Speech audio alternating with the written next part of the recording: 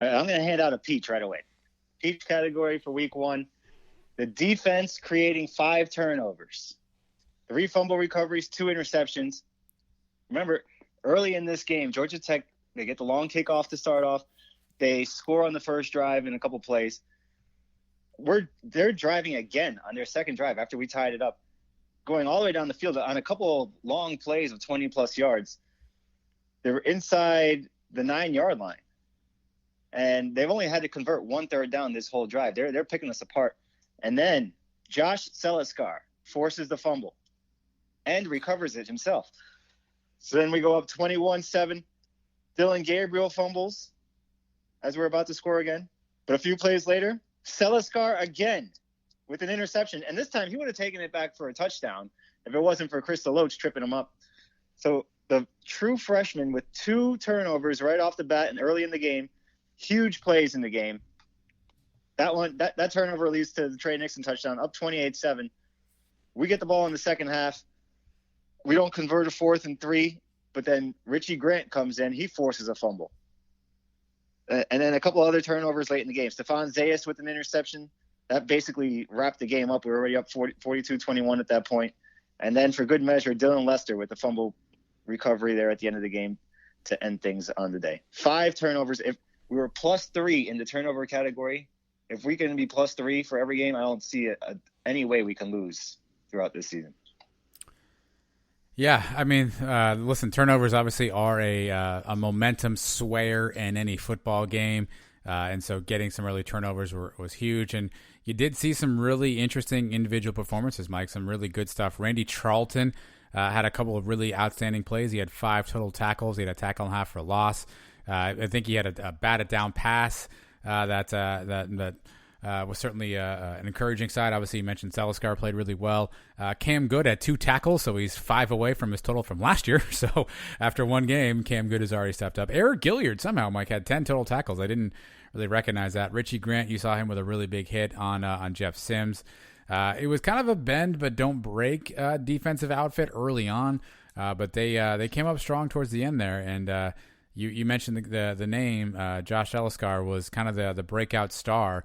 On a podcast. Yahoo Sports does a podcast. They do what they call a small sample size Heisman, which is they basically take 1 week and decide who would be the Heisman winner after that week.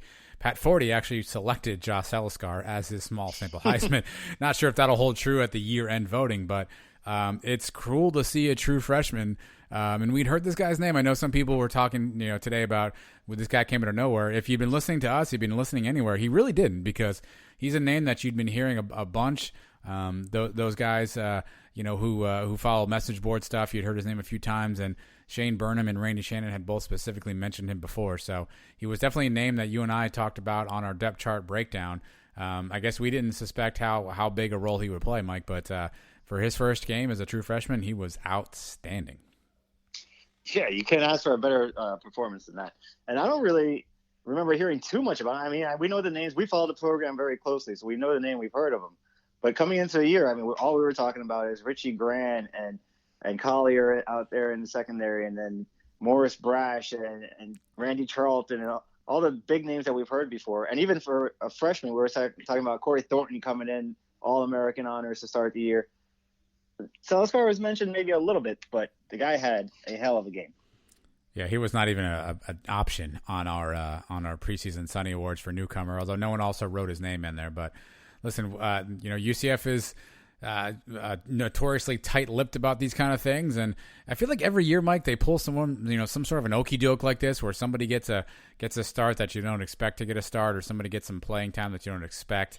UCF's kind of notorious for that, and Josh Celiscar, welcome to the program. We are glad to have you. Keep doing this, my friend, and you will be right up there with some of the greats that have graced UCF's defense. For me, Mike, I'm also going to kick my categories off with a peach as well. Hand out a peach right off the top, and mine is going to receivers whose first names end in Lon. That's right, Lon, and that is 2 particular gentlemen, Marlon Williams and Jalen Robinson. Jalen Robinson obviously making his UCF debut. Marlon Williams obviously has been around a long time. We talked about Trey Nixon off the top of the show. Obviously, he got injured early on. He was kind of the go-to guy. I think he had 3 catches in the first quarter. He was kind of the go-to guy. He was really, sort of, I guess, creating himself in that Gabe Davis type lead receiver role. Then he goes out and gets injured. UCF gets stagnant, in my opinion. I know some people on Twitter argued with me that the UCF did not, but I felt like when Trey went out in the third quarter and things just kind of got a little bit stagnant. And then, Mike, we saw something that I absolutely love. I don't know if you caught this on the TV angle, but Marlon Williams just went absolutely ballistic, and he was very frustrated. He was angry. He was walking on the sidelines, finding his teammates, and then he came out, Mike, and he actually just went completely crazy and caught everything in sight. Caught 2 touchdown passes in that time frame, and really took that intensity and brought it back out in the field. He ends up with 10 catches for 154 yards, 2 touchdowns. Jalen Robinson ends up with 6 catches, 105 yards, including a 48-yard catch from Dylan Gabriel. Those 2 guys in particular, especially when Trey Nixon went out, they were really huge in the passing game. I think Jalen was probably more of a threat in the first half. Him and Dylan had a couple of plays almost consecutively where they were able to get off some big yards there, and then Marlon came in and just became a beast in that second half, and he was a big part about UCF really kind of cementing that victory and putting that game away, just by how well he played. So, guys who end in lawn in the receiving core, Jalen Robinson, Marlon Williams, they're my first key to the game, and they get my peach for the game. Monster games out of those guys. Marlon Williams, his 2 touchdowns look pretty similar, going over to the side of the end zone, and Dylan's sneaking them in perfectly, keeping his feet in bounds nicely on that first one. And Jalen Robinson, man, that kid, his nickname is no joke, Flash. He is fast, this kid. And you saw him going down the sidelines, 40-plus yards for both of them on a play. Even Trey Nixon had a 49-yarder. So 3 plays over 40 yards between those 3 guys. What a debut by Robinson. Really looking forward to watching that kid work over the next couple weeks here and throughout this whole season. Yeah, I think, the Trey Nixon stuff is unfortunate. We'll see where that holds true. But, you think about it, Trey's on the outside, his speed on one side, Jalen on the other side, Marlon kind of work in the middle.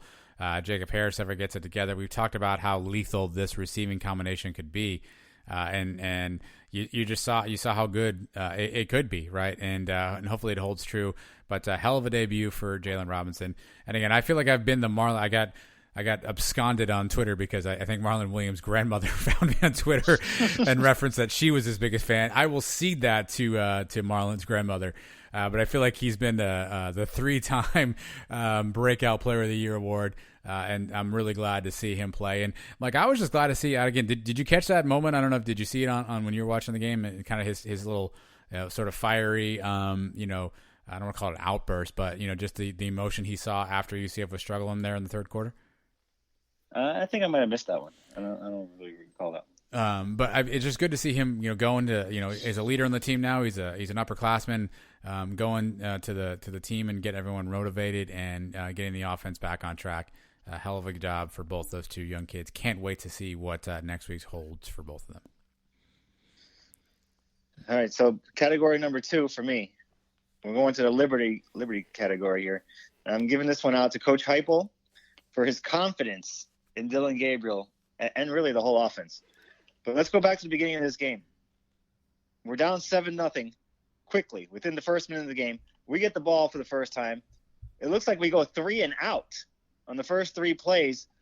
And then hold on a second, because Heupel says, let's go bone. Not quite the same. But from our own 34-yard line to start the game, going for it on a 4th and 1, if we don't convert that, Pittsburgh gets the ball on our side of the field, 35-yard line. It might – I'm sorry, I just called them Pittsburgh. Georgia Tech, because it may be Pittsburgh all over again. We might be down 14-0 early in this game. But Heupel has the confidence to go with Gabriel and to let him run the ball, which we saw a few times early, a couple design runs for Gabriel. He called his number right away. He had him a 3rd and 6 later in the game where he called a Gabriel run, and he ran for 15 yards. You can see the trust he has in Gabriel to make the right decisions. And if we keep doing that, that's just going to open things up for the receivers all over the field. It's good to see. It's something we were clamoring for all last year. And finally, he came out right away and did it on the first drive of the game. Let Gabriel run and then showing the stones to go for it on 4th and 1. Stones. Yeah, I think we talked about it on the pregame show, and we talked about it, all last week, is what would the playbook look like in year 2 for Dillon Gabriel. But to your point, I think those first couple drives were pretty solid. And look, I don't know that I need Dillon to be a running threat. I don't need him to, to average, 15 carries a game or whatever, some nonsense, right? I certainly want him to be able to run.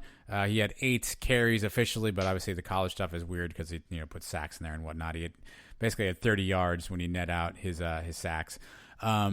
But he needs to be able to run to keep the defense honest, and that's really all I've ever said. Is I don't think he needs to be a bit of a speedster. He had 2 turnovers. One of them was a fumble on a run. He had a couple of really kind of awkward-looking get-down moments that could have caused some injury if someone wants to take a cheap shot on him. So I don't know that we need him to run, Mike, but just need him to stay honest. And I think that was key. We didn't see a lot of. I was checking the box score here, Mike. Receptions by receivers that are not receivers.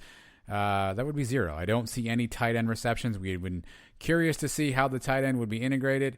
Turns out not so much here in game 1. Basically all receivers, if you count Otis Anderson in that, with receptions on the day. So we saw some stuff. We saw some other stuff. It's week 1. You wonder if we're holding stuff back. Again, we were curious on the Golesh, influence on the offense, but you got to be really happy with the first couple of drives, particularly because, odds are pretty good. Those have been scripted in advance by Heupel and the offensive staff. Right, and it all depends on matchups too. I mean, who knows what they see on film about Georgia Tech.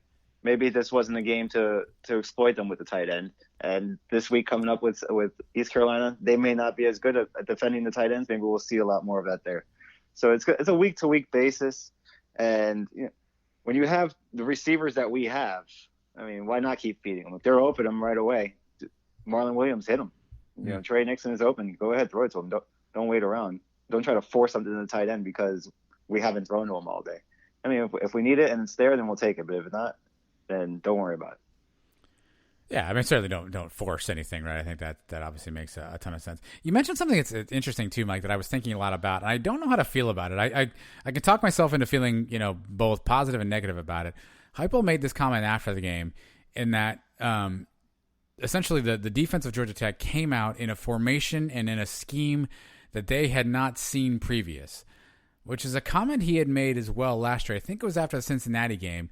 He essentially said, hey, they came out at a scheme that was not theirs previous.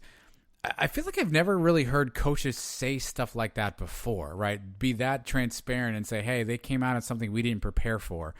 And I know obviously defenses are going to take different approaches with UCF. What do you make of a team like a Georgia Tech or Cincinnati last year, completely changing up their defensive philosophy in terms of what they put on tape? And what do you make of kind of Heupel acknowledging that was a bit of a toe stubber for UCF as it kind of got out of the gate there? Well, it shows how other teams respect us because they know they can't beat us doing what they normally do. They have to try to confuse us or try to get us out of rhythm somehow by showing us something new, something we haven't seen before. And maybe it did slow us down a little bit here and there, but also shows Heupel how he can adjust to it. Okay, you're going to show me something new. It may take me a series, it may take me 2, but then before you know it, I'm going to beat you anyway. I'll find a way to get around whatever you're running. And it doesn't take long. As you saw, maybe in the first quarter, we scored 7 points. By the time he made those adjustments in the second quarter, there's 21 more points for you. So Heupel is able to make the adjustments.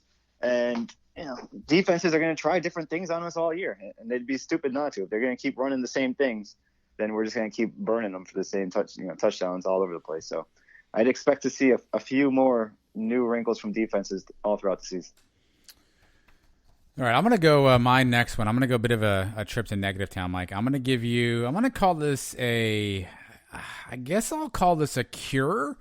I kind of waffle between cure and Hawaii. I'm only going to give it a cure rating because it's something that's a bit of a repeat offender situation. So my second key of the game is going to be penalties, particularly the false start penalties, Mike. We had a bunch of false start penalties. On the day, we had 8 total penalties for 51 yards. Probably could have been a few more. The refs kind of kept their flags in their pockets. There was definitely a holding call that was missed. There was a pass interference call potentially missed, so it could have been more penalties. But overall, 8 for 51 is the penalty yardage. When we did our preseason Sundays, we asked everybody what they thought UCF would average per game in terms of penalties. 8 to 11 was a category that was only 10